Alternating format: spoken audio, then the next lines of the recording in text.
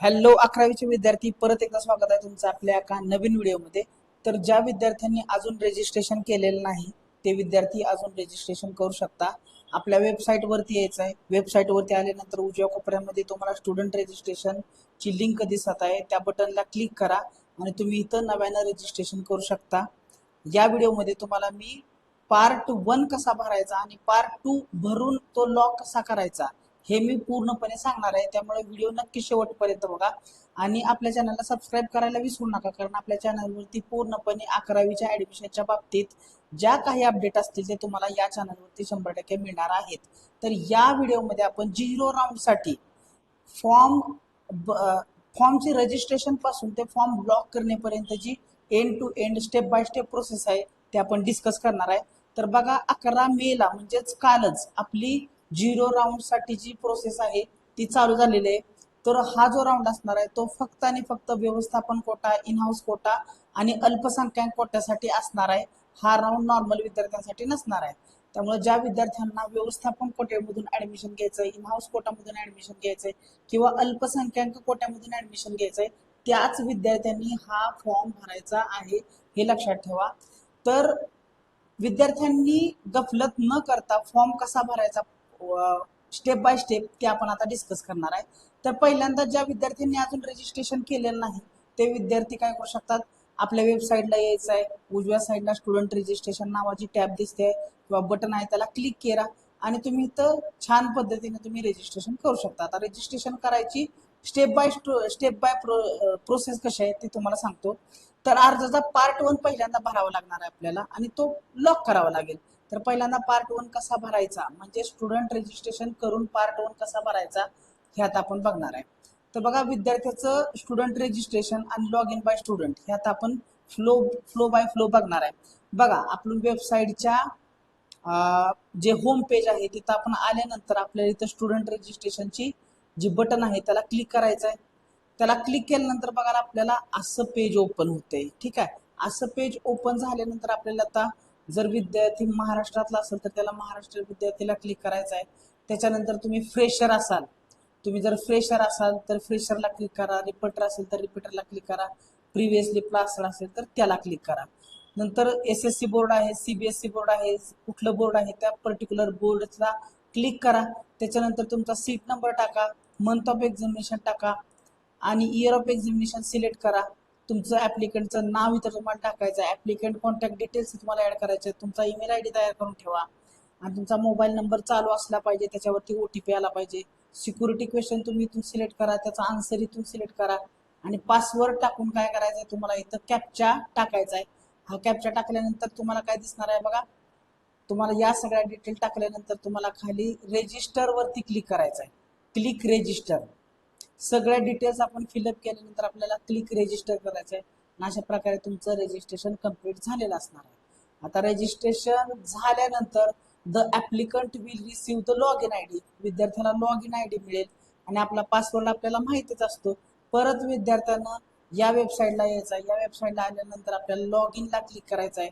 Log इनला click केल्यानंतर आपल्याला log in ID टाकायचा आहे. ठीक आहे, लॉग इन ID क्लिक केल्यानंतर आपल्याला पासवर्ड टाकायचा आहे, त्यानंतर कॅप्चा इथे एंटर करायचा आपल्याला आणि कॅप्चा टाकल्यानंतर इथं लॉग इनचं बटन जे आहे त्याला क्लिक करायचं आहे. बघा, अशा प्रकारे आपण लॉग इन केल्यानंतर विद्यार्थी लॉग इन होऊ शकतो. आता लॉग इन झाल्यानंतर त्याला हे सगळ्या डिटेल्स इथं पेजवरती दिसणार आहेत.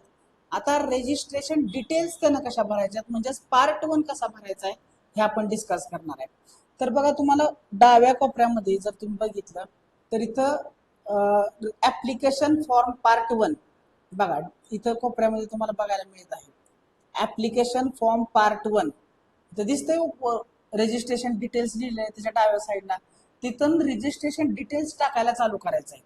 ठीक आहे, रजिस्ट्रेशन डिटेल्स आपण ऑलरेडी ह्या भरलेल्या असते, ह्या डिटेल्स ऑलरेडी भरलेल्या असतात. त्यामुळं आता त्याच्यानंतर आपल्याला पर्सनल डिटेल्स भरावे लागतील.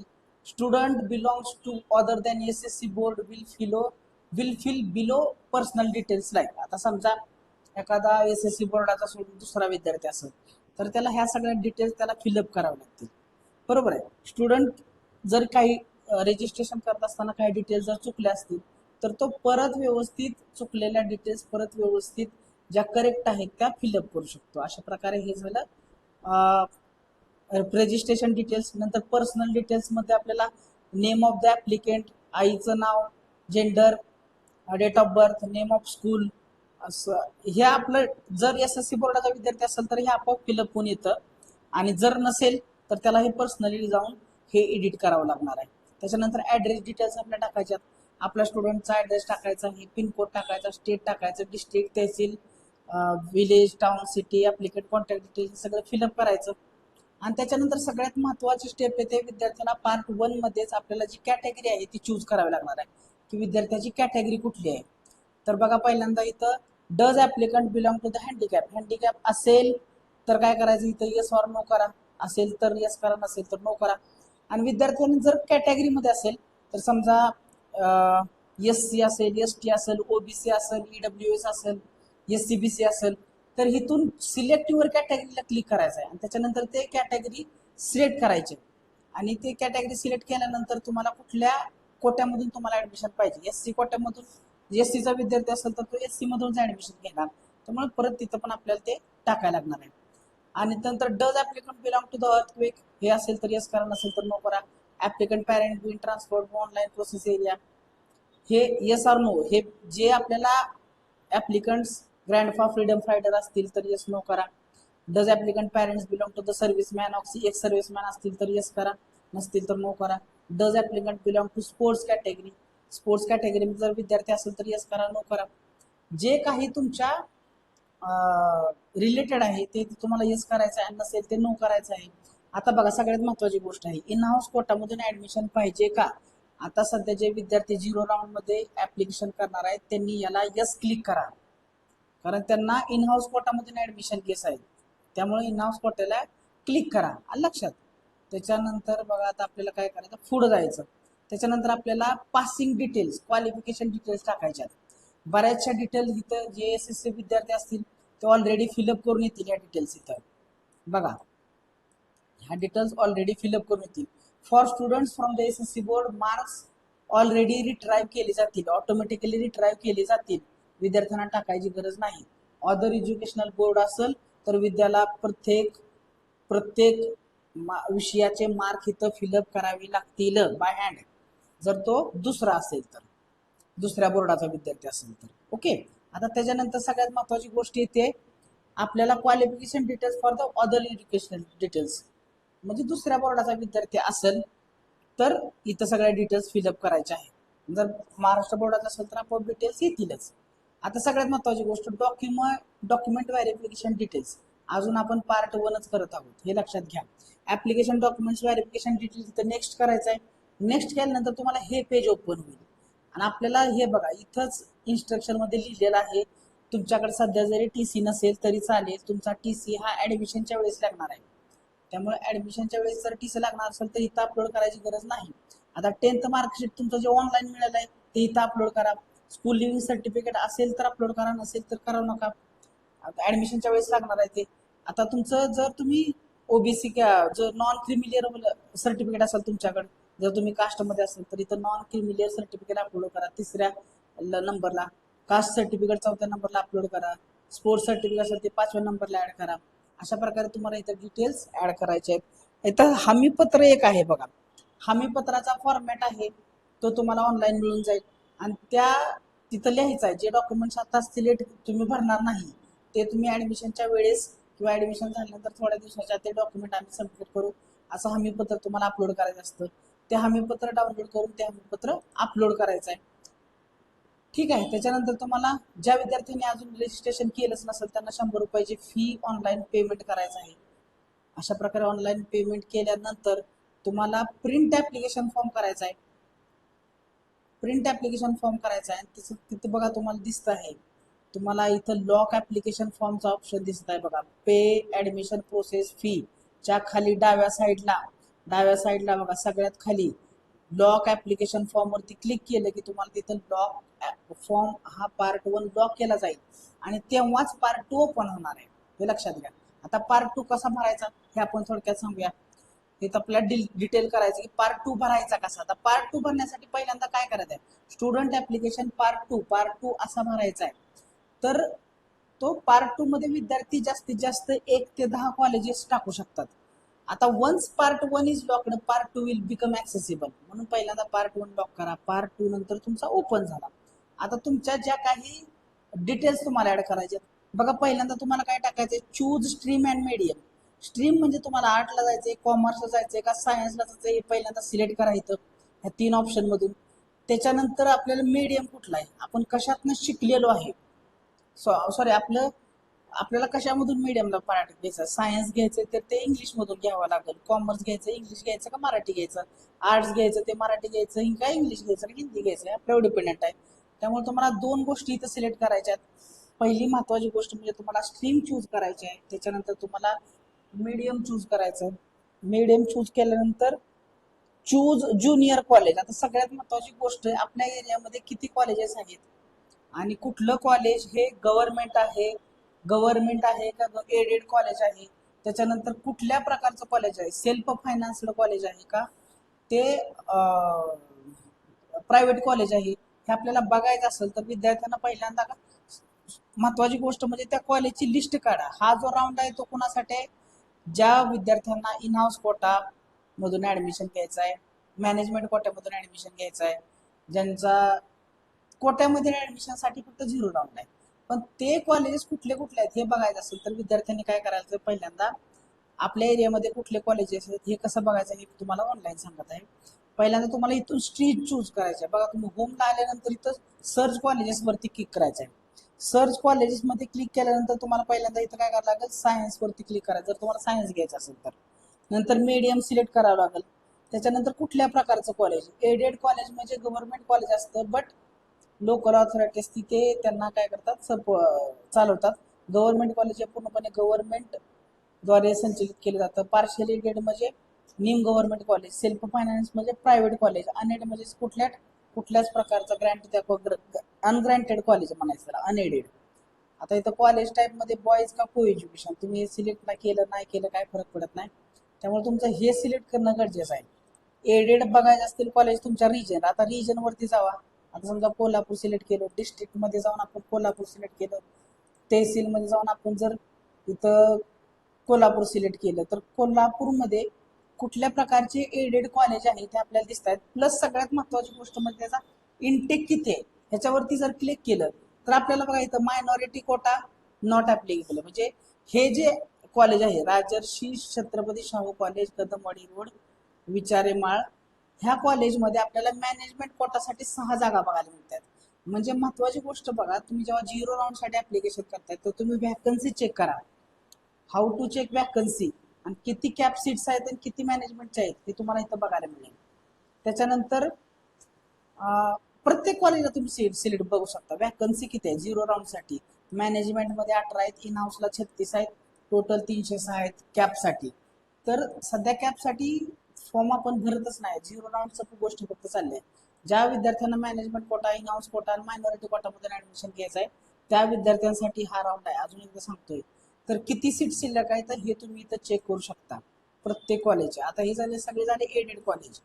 आता गव्हर्नमेंट बघा, गव्हर्नमेंट फक्त एकच कॉलेज आहे, त्याची व्हॅकन्सी तुम्हाला इथं बघायला मिळेल. इन हाऊस कोटा हा 120 आहे आणि कॅप सीट्स किती आहेत 120 आहेत, म्हणजे निम्म्याला निम्मे सीट्स हे इन हाऊस मधून घेतले जातात. हे बघा इझी आहे, तुम्ही बघू शकता. सेल्फ फायनान्स कॉलेज किती प्रकारचे आहेत, त्याच्यामध्ये व्हॅकन्सी किती आहे, इनटेक किती आहे, हे तुम्ही प्रत्येक कॉलेजचा प्रकार त्याच्यानुसार व्हॅकन्सी बघू शकता. मॅनेजमेंट किती आहेत, कॅप मध्ये किती आहेत, हे सगळं तुम्ही इथून सिलेक्ट करू शकता. अशा प्रकारे तुम्ही तुमच्या एरियातल्या कॉलेजची लिस्ट तयार करा. ज्या कॉलेजमध्ये ऍडमिशन घ्यायचं त्या कॉलेजची लिस्ट तयार झाल्यानंतर ज्या कॉलेजमध्ये आपल्याला जास्त ऍडमिशन घेऊ वाटतं त्याचं नाव वरती टाका, ज्याच्यामध्ये नाही घ्यायचं त्याची नावं खाली टाका. अशा प्रकारे तुम्हाला बघा हे सगळं सिलेक्ट केल्यानंतर तुम्हाला लिस्ट दिसेल, आणि ते लिस्ट दिल्यानंतर तुम्हाला इथं असं ऍडचं बटन दाबायचं आहे. बघा, जे कॉलेजला ऍडमिशन घ्यायचं आहे ते ऍड वरती करा. सगळ्यात महत्वाची गोष्ट बघा, ते कॉलेज हे एडेड आहे का गव्हर्नमेंट आहे, पार्शियल एडेड आहे, सेल्फ फायनान्स्ड आहे का अनएडेड आहे. जे गव्हर्नमेंट असेल एडेड असेल ते गव्हर्नमेंट कॉलेजेस आहेत, फी तुम्हाला कमी बसणार आहे.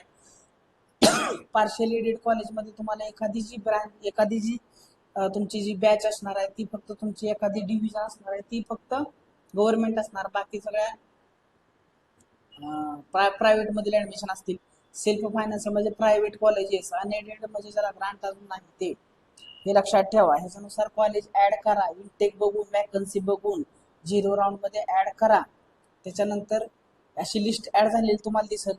अशी लिस्ट ऍड झाल्यानंतर हे छोटे छोटे ऍरो वापरून त्या लिस्ट त्याचा प्रिफरन्स तुम्ही काय करू शकता बघा. अशा प्रकारे तुम्ही हे बघा, हे सेल्फ फायनान्स कॉलेज टाकलेले आहेत. सेल्फ फायनान्स म्हणजे प्रायव्हेट आहे. आपला नंबर तिथं लागल का नाही, मागच्या वेळेस कट ऑफ काय लागला होता, ह्यानुसार आपल्याला काय करणार लागणार आहे, ते कॉलेज भरावं लागणार आहे. कॉलेजचं नाव टाकायचंय. नाहीतर आपल्याला असायचे 45% ना, आपण एखाद्या गव्हर्नमेंट कॉलेजचं नाव टाकलं इन हाऊस कोटासाठी, तर मला सांगा तिथं आपलं ऍडमिशन होणार आहे का? नाही होणार. कारण तिथला कट ऑफ ऑलरेडी हाय जातो. म्हणून आपल्या मार्कनुसार आपल्याला कॉलेज सिलेक्ट करता आलं पाहिजे. आपल्या कॅटेगरीनुसार आपल्याला कॉलेज सिलेक्ट करता आलं पाहिजे. असं आहे. ठीक आहे. त्याच्यानंतर बघा, अशा प्रकारे प्रिफरन्सेस टाकून झाल्यानंतर तुम्हाला सेव्ह वरती क्लिक करायचं आहे. आणि अशा प्रकारे तुम्ही शफल आणि रिऑर्डर करू शकता. प्रिफर्ड कॉलेजची नावं टाकल्यानंतर फीज वगैरे चेक करा. प्रत्येक कॉलेजची फीज चेक करा. हे बघा, 5,000, 14,000, 146, 4,000, 6,000, अशा प्रकारे हे फीज चेक करा. फीज चेक झाल्यानंतर तुम्हाला काय करायचंय, शेवटी तुम्हाला काय करायचंय, फॉर्म हा आपला लॉक करायचा आहे. Lock application preferences. आणि हा फॉर्म लॉक झाल्यानंतरच तुम्हाला पार्टिसिपेट करता येणार आहे पर्टिक्युलर राऊंड मध्ये. ठीक आहे. Okay. Student can also apply for in house quota if has school has junior college. So in house कोटामध्ये असं करू शकतात. Student first select their academic stream. Same आहे, सेम प्रोसिजर बघा, हे सेम प्रोसिजर आहे. तर इन हाऊस कोटामध्ये ऍडमिशन करा. Students will see the list of their selected in house colleges. In house कॉलेजर वरती सिलेक्ट केलं आपण. बघा इथं इन हाऊस कोटा जर पाहिजे असेल तर काय करायचं, पहिल्यांदा मग सेम प्रोसेस सांगितली. वरती तुम्हाला इन हाऊस म्हणून सिलेक्ट करावं लागेल. Student also can apply for the in house quota if school has junior college. Student first select their academic stream junior college using criteria like medium, district management type and college name. They can also narrow down choices by. हे केल्यानंतर तुम्हाला तिथं in house कोटामधील कॉलेजची list दिसेल, ते तुम्हाला इथे add करायचं आहे. आणि ऍड केल्यानंतर समजा कॅन व्ह्यू. आता काही विद्यार्थ्यांना चुकून काय झालं, 13 तारखेच्या आधी लिस्ट आहे ती चुकीची अपलोड झाली किंवा लिस्ट आहे ती चुकीची सिलेक्ट केली गेली, तर तो फॉर्म परत तुम्ही अनलॉक करू शकता. फॉर्म अनलॉक करू शकता ना, अनलॉक झाल्यानंतर परत काय करू शकता, तुम्ही लिस्ट जी आहे तुमची करेक्ट करून तो परत फॉर्म लॉक करू शकता. Students are also able to apply for the admission under the minority quota in eligible colleges. ज्या कॉलेजमध्ये मायनॉरिटी कोटासाठी ऍडमिशन अवेलेबल असतील ते कसं बघायचं मी तुम्हाला ऑलरेडी सांगितलेलं आहे. आता इथं बघा, हे मायनॉरिटी कोटामध्ये मॅनेजमेंटमध्ये मायनॉरिटी नसेल तर तिथे तुम्ही ऍडमिशन घेऊ शकत नाही. मायनॉरिटी मधून जिथं असेल तिथंच घेऊ शकताय. नॉट अप्लिकेबल असेल तिथे होणार नाही. त्याच्यानंतर मायनॉरिटी कॉलेजेस सिलेक्ट झालं. Management quota. Student also have the option to select the college for the admission under the management quota. अशाच प्रकारे मॅनेजमेंट साठी पण तुम्ही ऍडमिशन करू शकता. आणि तुम्ही हे एकदाच करू शकता. Student will see the selected colleges. नंतर form student can unlock the form. जर चुकीची सांगितलं तुम्हाला हे, अशा प्रकारे फॉर्म पार्ट 2 लॉक केल्यानंतर तुम्हाला पूर्णपणे पार्टिसिपेट करता येणार आहे तुमच्या ऍडमिशन प्रोसेस फॉर 0 राऊंड. समजा या व्हिडिओमध्ये तुम्हाला जरी काय अडचण आली तर मला नक्की विचारायला विसरू नका. आपण या व्हिडिओमध्ये इथंच थांबूया. भेटूया आपण एका नवीन व्हिडिओमध्ये. चॅनलला सबस्क्राईब करायला विसरू नका, कारण पूर्ण डिटेल्स आपल्याला, पूर्ण अपडेट्स आपल्याला आपल्या चॅनलवरती नक्की बघायला मिळत असतात. Thank you one and all for listening patiently.